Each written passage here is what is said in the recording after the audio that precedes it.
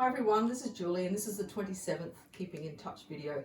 Well, I'm back in the main studio again today, like I was yesterday as well, but more on that later.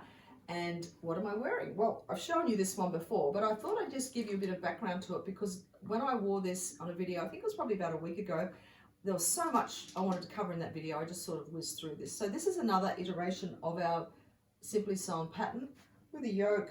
And then I just did a bit of colour blocking. I wanted to make a colour block top for so long. So I was really happy just to piece together all these pieces of linen. Buttons down the front, which I hadn't done before. In the video last time, I had the buttons done up, but you can wear it with the buttons undone. You can also flick the collar up a tiny little bit. And the other thing I've done is pull the sleeves up just to give a little bit of a different look. And the other thing I've done as well is I've actually altered the silhouette of the top. So after that last video, I looked in the mirror and I went, you know, I'm not completely happy with how that looks. It was a little bit fuller and I thought, no, I just want it to be a bit slimmer. It's the beauty of having sewing skills is whether or not it's something you've made for yourself or something you've bought. If it's not quite right, you can adapt it or just make a little simple alteration so that you feel really comfortable when you're wearing it. So this is the top, and I know I'm going to get heaps and heaps of wear out of this. Now, back to the studio. Yesterday afternoon, I did a walkthrough tour and I was behind the phone, not in front of it. If you didn't see that one, it was called Reality Saturday and the studio was, it looked like it had been trashed basically, but we had set it up so that it looked great for online classes. So we'd sort of worked it out so that the people in the online classes got to see that. And because we'd had such a big week, everything else had just been put everywhere.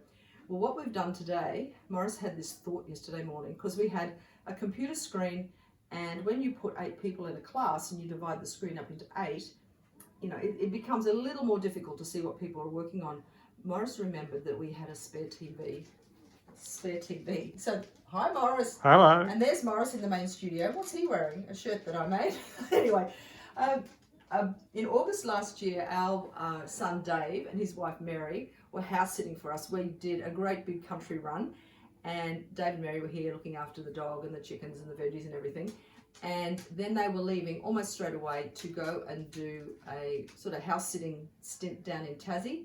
They were travelling very light. So Dave decided that while we were away, he would take down our TV and put up their TV because that was really nice of him to gift his TV to us. So we came home and this was basically in a spare walk-in wardrobe.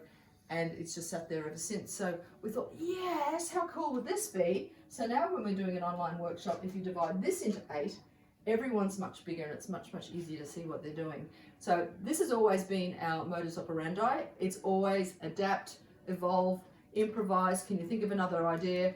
And just keep it all moving. So what Morris is going to do now is going to do a quick 180 and show you the opposite wall, which is the wall that everyone gets to see in a workshop. So basically what we've done is lifted up the sign. It was a lot lower, but we found it was being obscured by the person who was teaching the class. And the beauty of having these pegboard walls is you can just pop out the pegs, move the shelves around, which is exactly what I've done. We actually made those pegboard shelves as well, or the pegboard walls, which is really handy. Everything here we've, Ministry of Handmade, that's us.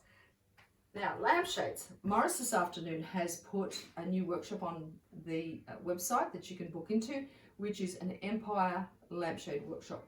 Now, we've been doing empires pretty much the whole time since we started teaching lampshade workshops. So empires are shades that have tapered sides. So the top ring is smaller than the bottom ring. And in some situations, an empire just looks way better than a drum.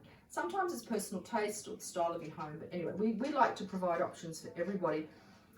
And up until, as I said, up until now, we've offered both when we've done a live class. But because these take a little bit longer to make, they're not complicated. They're no harder to make than a drum, but they just take a little bit longer, particularly a bigger one. We thought we would just segment them out into their own workshop, which means that the people doing the drums aren't sort of sitting around, twiddling their thumbs. So there is now a dedicated Empire lampshade workshop on the calendar.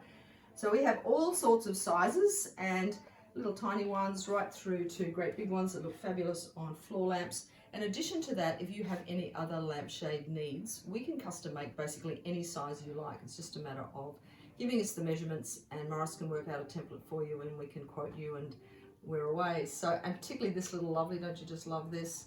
My arc lamp, this is actually ours, it's from our living space. Mother's Day is coming up. So I know it's going to be really tough to do Mother's Day in lockdown, Mother's Day in isolation, and it's, you know, one of the few days in the year where we, you know, people love to be with their family and, you know, tell mum and show mum how much she means to us. And this year, for most of us, that's going to be a little bit tricky. So what we've organised, and these will go up on the calendar this week as well, is a whole series of workshops for 3 days. So the Friday, the Saturday and the Sunday of Mother's Day weekends. We're going to pack those 3 days full of workshops. And if you would like to do a virtual workshop with your mum, whether she lives in the next suburb or the other side of Brisbane, or you're in Sydney and mum's in Perth, or mum's in Cloncurry and you're in Udnagalabi, how cool would it be to spend some time together in a workshop and just enjoying each other's company and working with your hands and making something really great. So they'll be up within the next couple of days, and if you're on a newsletter list, you'll be getting a newsletter about that as well. And the final thing about Mother's Day that I wanted to mention is we're going to make some absolutely beautiful scrap packs out of remnant luxury fabrics. So I have lots and lots of bits and pieces of gorgeous little fabrics that are left over from projects that I've worked on, and we are going to bundle these together in colorways that will make the most fabulous gift if you've got a mum or if you want to buy one for yourself. Packs that you can either turn into a cushion cover or a little tote bag or a panel for a quilt, whatever you'd like to do with it. We're going to put those up, and we're going to do them in multiple colorways. There'll be some blue ones, some green ones, some pink ones. And if you want to, what we can do is ship that directly to your mum for you. So rather than us sending it to you and then you having to forward it to your mum, we'll make it easy for you to give us your mum's details, and we're happy to ship it straight to her with a little gift card and your own personalised message. How cool is that? I'm really excited. I can't wait to pull those out and start playing and doing a bit of this goes with this. We're actually going to tie them up. We have all this beautiful vintage grosgrain ribbon. We'll tie it up with that. It'll look really special when Mum unwraps it. Anyway, that's about it for today. We look forward to talking to you tomorrow. Bye.